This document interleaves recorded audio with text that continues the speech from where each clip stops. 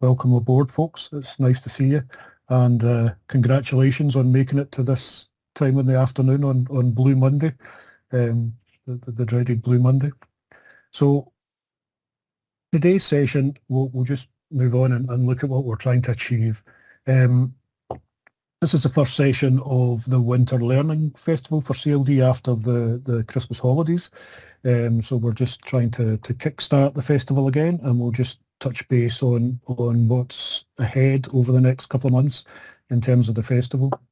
And then the main thing today was we were asked by the professional learning networks to have a couple of sessions that had a focus on staff well-being and maybe looking at some of the resources that can support CLD practitioner well-being.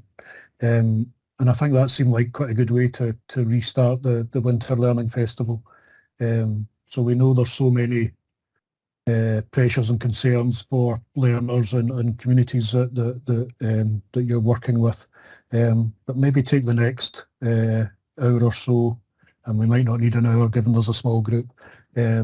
Give yourself an excuse just to think about your own well-being and well-being of your colleagues, which is equally as important. So no need to feel that that's self-indulgent or anything today. We can just sort of have a bit of think about our own well-being and how we support that. So we're going to tell you a wee bit about some of the things that are available from Education Scotland, and then if we get a chance, and you know, we'd be keen to get a bit of feedback from you in terms of any either resources or approaches that have helped for you in terms of supporting wellbeing at work. For those of you who've just joined, just a reminder, we're going to record bits of this session, particularly as there's, you know, it's quite a small group today. What we'll do is record the inputs, and we'll pull that together into a wee short thing that we can hopefully share with a wider group of staff. So when we're talking and you don't want to be on the film, then please feel free just to turn your camera off. I'm delighted to be joined today by colleagues from Education Scotland's professional learning team, so Mandy Toogood and Leslie Archibald. We're mob-handed here from Education Scotland today, but it's great to have them here and to say a bit about, they'll say a bit about the resources and the opportunities that are available through their team for CLD practitioners.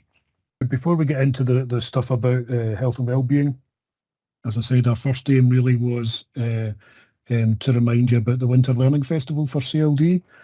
So this is a bit of an ad break for that. And I know some of you on the call are heavily involved in maybe developing some of the sessions, but the Winter Learning Festival has been a series of mostly online sessions put together by the CLD networks across the country. So it's most of the sessions that have been put together by CLD practitioners for CLD practitioners. And already there's been a brilliant range of free online professional learning sessions delivered. It started in October, November with the network in the north and also the southeast and central network, and some really good sessions that have already been delivered there. I think in total there's something north of 25 different sessions that are going to be delivered. So as I said, we were asked to kickstart this week with a little bit focused on staff wellbeing. So we've got today's session, and we've got a session on Thursday which will be a bit more of an in-depth opportunity to look at Education Scotland's coaching offer, and how using sort of coaching conversations can help with staff wellbeing. And then I'm not going to read all those out to you, but that hopefully you can read that writing. That's just give you an idea of some of the sessions that are coming up in February.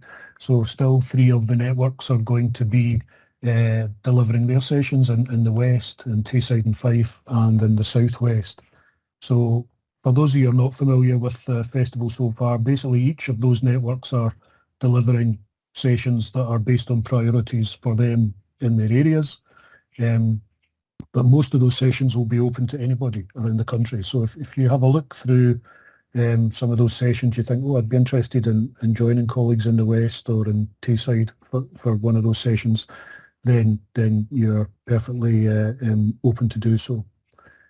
So all of the information about the sessions and the sign up, you'll probably know already, is on iDevelop, and we'll make sure, if you've not already got that link, I think it was in the Eventbrite for this session, but we can send it out to you again afterwards. So I suppose if you're looking for a New Year's resolution still, then maybe look at some of the sessions coming up in February and see if there's things that would be useful for your own professional learning to sign up to.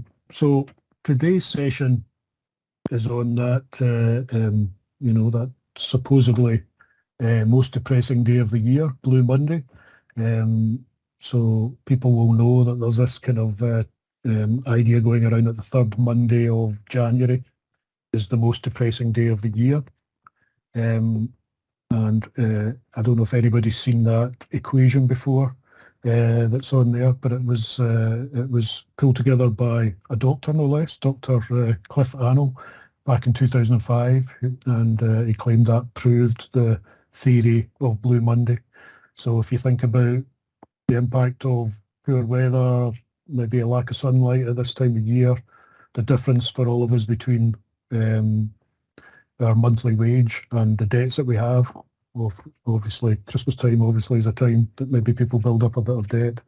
The time since Christmas, the idea of coming back after the new year, and the time since failing your New Year's resolutions. I don't know how people are getting on with theirs. I don't know if anybody's doing any Veganuary or dry January or anything like that. So that's the idea, that somehow you can use that connection and that equation and come up with the idea that this is the worst day of the year.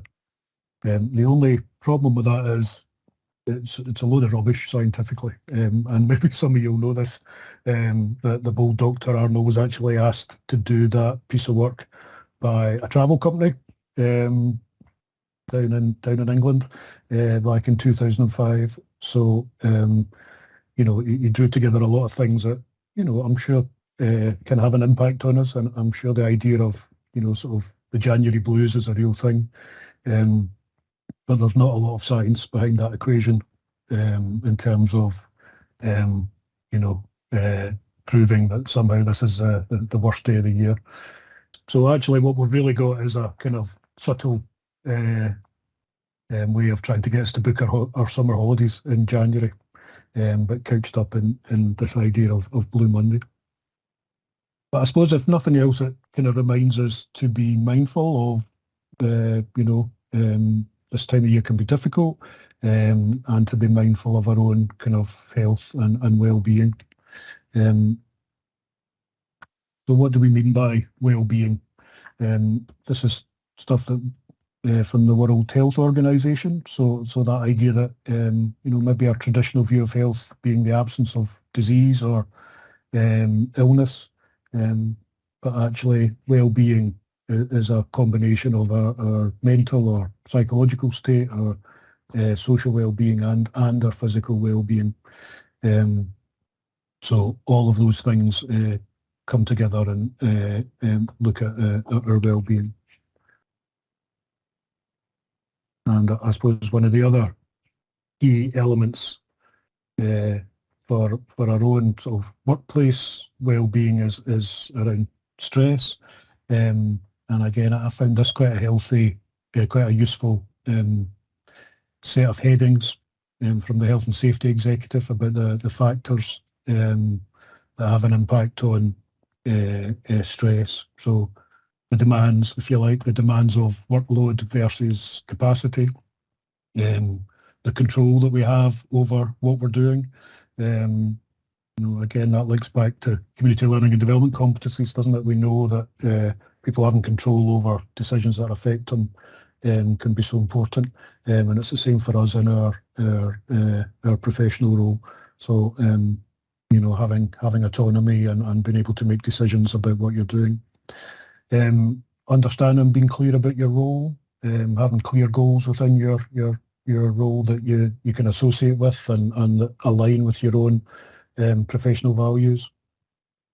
Relationships, again, we know that from our own CLD values, a key element of a CLD approach is building relationships, positive relationships, and it's the same for us in our working life. You know, we know if we have working relationships that are based on trust and respect, how that can be a positive thing, and equally if we don't have that, how that can have an impact on our own well-being. What access to support we have at work that meets our own needs, so that requires colleagues or managers who are listening to our needs and talking to us about it. The last heading being about change, understanding where we are. I don't know about you, but it seems, I think, change is a constant, isn't it, really, in most of our working lives these days. So being able to influence that process, not feeling like it's all being just done to you. So those are kind of 6 headings that I think are quite useful to remember around workforce stress. Some of you might have seen this before, which is taken from some work that Aberdeenshire CLD teams did a year or so back on health and well-being, and I suppose just that showing that idea that looking after staff health and well-being, it's both our responsibility as individual practitioners to do, you know, to look at self-care, what we can be doing, knowing our own pressure points and knowing looking after ourselves, but it's also a responsibility for leaders and managers within our organisation to be aware of the needs of staff and to be responding to those. And more broadly, it's a requirement for the organisations that we work with, that they've got clear guidelines for stress-free working, and that they're looking after the staff that they work with.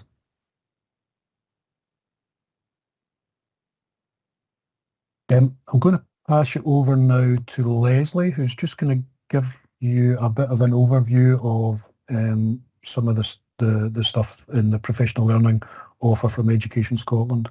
So Leslie, I'll bring you in now. Shall I put up the PDF? I think I can actually share it. So oh, great. 2 seconds. I think I figured it away.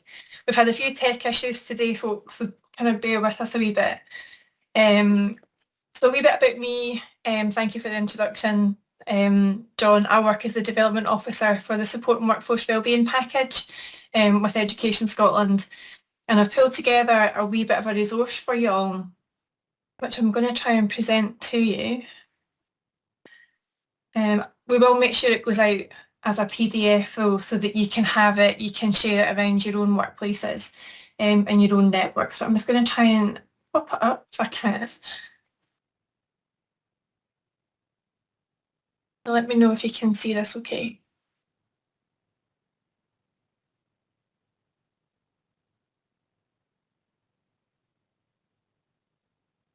Yeah, I can see that. That pops up, brilliant, thank you. So the Support and Workforce Wellbeing Package is a kind of a development of an offer that Scottish Government helped us put in place during COVID. Mandy, feel free to jump in if I am incorrect. That's all here. So it was kind of brought in to support the education workforce over COVID. And obviously the need is still there beyond COVID. So this year we put in, sort of developed the package a little bit to support and workforce wellbeing. It's fully funded mental health and wellbeing support, which has been offered to educators across schools, community learning and development, and early learning and childcare. There is something in here for everyone, no matter what stage you're at in your career, but not everything is for everyone. So what I'll do is I'll kind of take you through the package a little bit.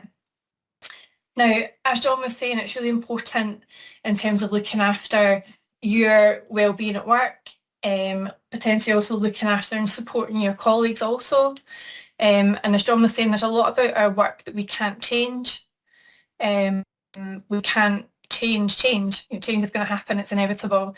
There are things that you cannot do in terms of your challenges. They may be the same challenges that you're working with, and you've got no autonomy to sort of reduce or minimise the challenges that you're working with at the moment. I don't just mean external or internal challenges in work, there's external cost of living, there's all sorts of things going on.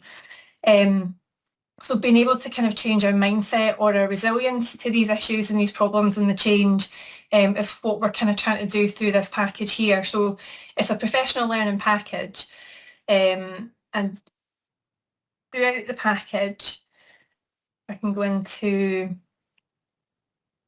well, I'll talk you through the offers one by one. But as I said, there's something for everyone, but not everything is for everyone. So this package ends on the 31st of March. It's a very limited time remaining to sign up. Started at the start of the academic year. So it started just at sort of middle of August, and we have funding to run it up to the 31st of March. So we're at the kind of tail end at the moment. Limited time is remaining and there are limited spaces. If there's anything at all that you see that you want a little bit more information on, or you'd like to speak to me one-to-one, I'm happy to stay on after this is finished, and you're welcome to do that. First offer that we have is Into Coaching. Now this is an introduction to coaching skills, and it's actually a really good package if you are looking to help support others within your workplace, and yourself obviously as well, because you're learning coaching skills. You're not being coached without learning the whole purpose of coaching and learning coaching skills for yourself. This one's for anybody at any stage in their career, so practitioners, leaders. And the benefit of this one is that you're partnered up with somebody from a completely different local authority. So there'll be a peer, they'll be in a similar role to you, but a different local authority. So that means that you're not speaking with someone that you know well or that you've got the potential to meet, because the anonymity sometimes of doing these things is quite beneficial, but it does kind of open up your network. One-to-one coaching is not a sort of coaching skill. You're not learning about coaching skills. This one you're actually being coached by a professional coach, and you get 4 hours to work through your challenges, issues that you might have, and how do you kind of change your mindset to these challenges? How do you work through them? This one is for CLD managers, so it's not for practitioners, but it's for those that lead others. It is online. All of these are online, I should probably say. And the experience is actually tailored to you as a person. So it's completely individual. And as I say, it's a one-to-one. Similar offer for group coaching. Again, this one is for CLD managers and leaders. It's online.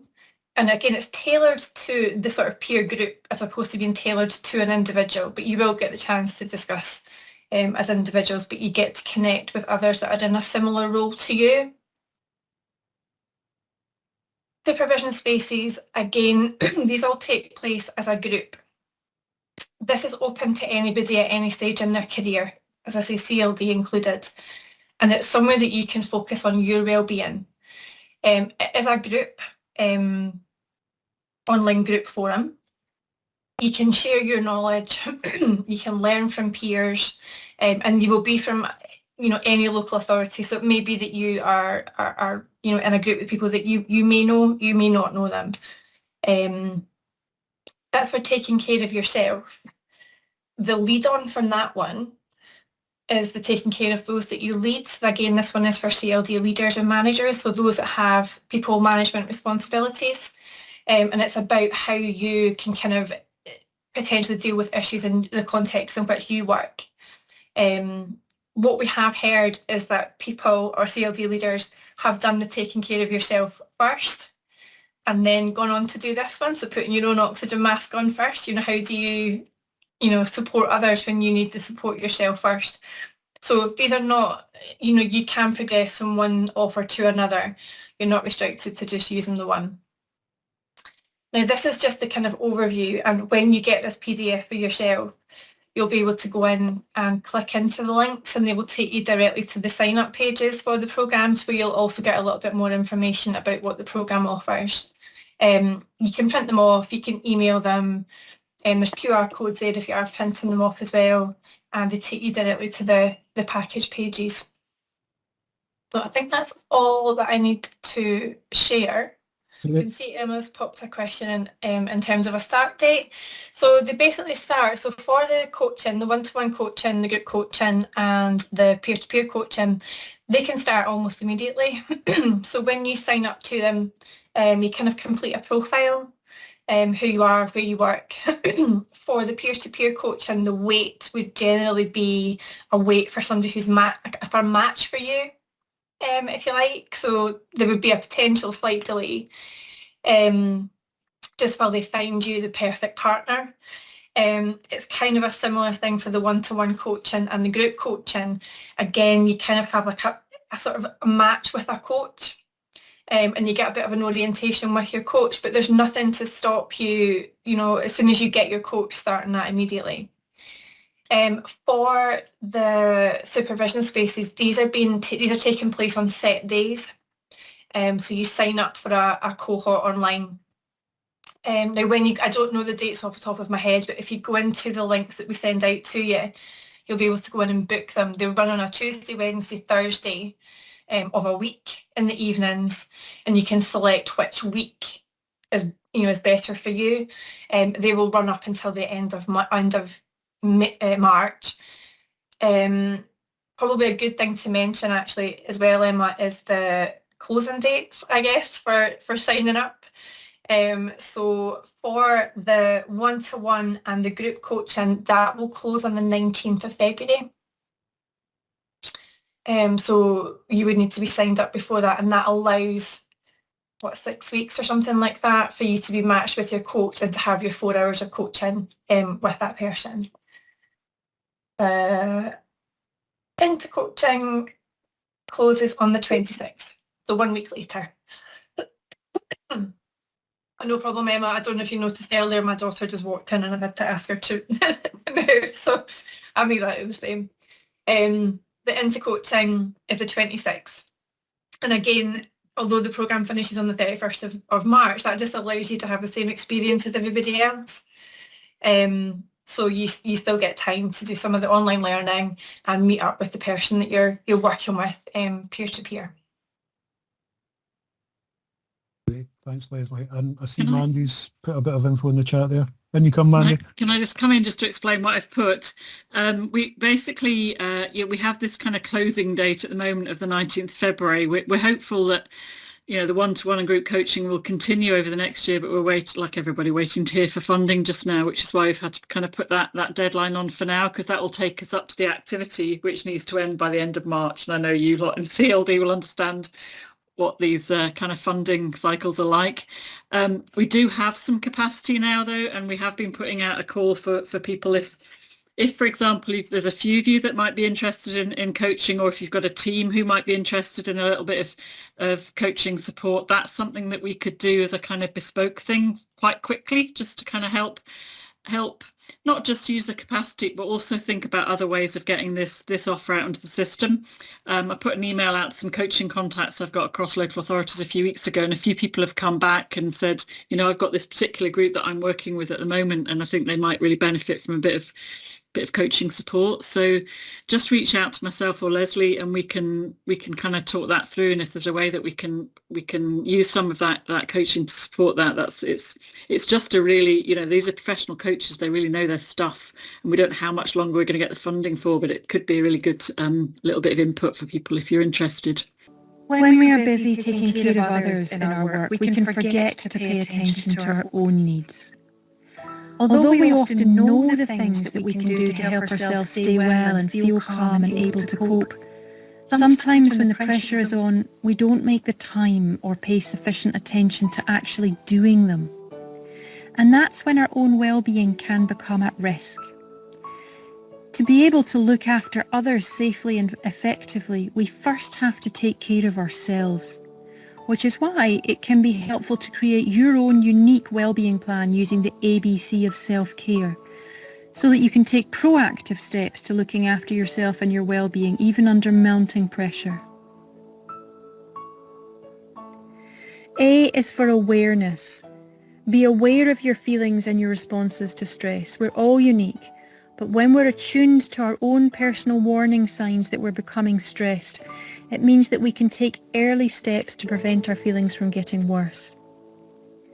It's important first to acknowledge and accept that our responses are normal, and they don't mean that we're weak or in any way different from other people. Think about what you would say to a much-loved friend if they told you they were feeling overwhelmed. Offer yourself the same compassion. Feeling overwhelmed or stressed is a sign that we need to be kind to ourselves and to activate efforts to tend to our well-being. So what will you do to take care of yourself when you notice the warning signs? What are the things you normally do to feel calm? What works for you? Who can you ask or seek help from if you're feeling overwhelmed at work or at home? B is for balance. At work, plan what you will do with break times to balance work with recreation in your breaks and feel restored, and how you can balance more and less stressful jobs throughout the shift or day. To leave work at work, check in with colleagues at the end of shift if you can, or have a ritual you use at the end of shift or the end of the day, like taking a shower or a walk, or even 10 minutes in the car with some of your favourite tunes. And when you're at home, pay attention to the basics to rest and recharge. Prioritise sleep, nutrition and hydration, as well as time for relaxation and recreation. C is for connection. All the evidence suggests that our own personal well-being is maintained by connections to people and communities and values that matter to us. With colleagues at work, stay connected to your manager and your team regularly in person or by phone or the internet, and let them know if you're feeling overwhelmed. Ask for help. At home, in your family, in your community, though social distancing can make this harder, do try to stay in touch with the people that you love and are loved by. And if you notice yourself numbing or shutting off from colleagues or loved ones, take active steps to connect. And finally, stay connected to your values, cherish them, why the work you're doing is important and meaningful to you. If you can, take the time to create your own unique well-being plan using the next 2 simple steps. It means you can be proactive about creating your own ABC for preserving your well-being through times of increased stress.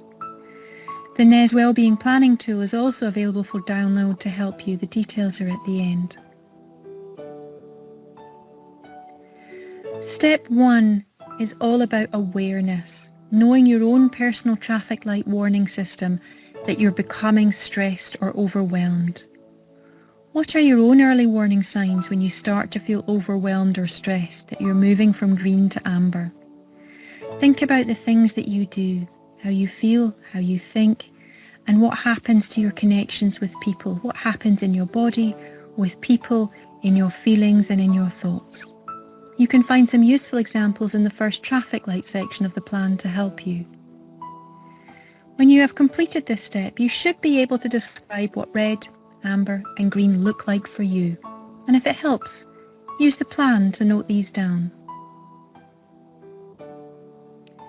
Step 2 is all about actively planning how to respond when you notice the warning signs creeping up to amber. So think through what has worked in the past to help you feel calm and able to cope when you've been under pressure or feeling overwhelmed. At work or at home, consider the things or activities that help you to feel calm and well. What helps you to manage your thoughts and feelings, and who are the people and connections that restore your strength and give you a sense of real connection. There's some useful examples in the second section of the Wellbeing Planner. Once you've completed these 2 steps, take a moment to pause to think about what you commit to doing and not doing, and who you'll connect with when you notice the early warning signs that your well-being might be at risk. What does your well-being plan look like? What does your own unique commitment to looking after yourself in times of stress look like? To find the NES Wellbeing Planning tool, go to www.learn.nes.nhs.scot/29700/psychosocial mental health and wellbeing support /taking care of myself.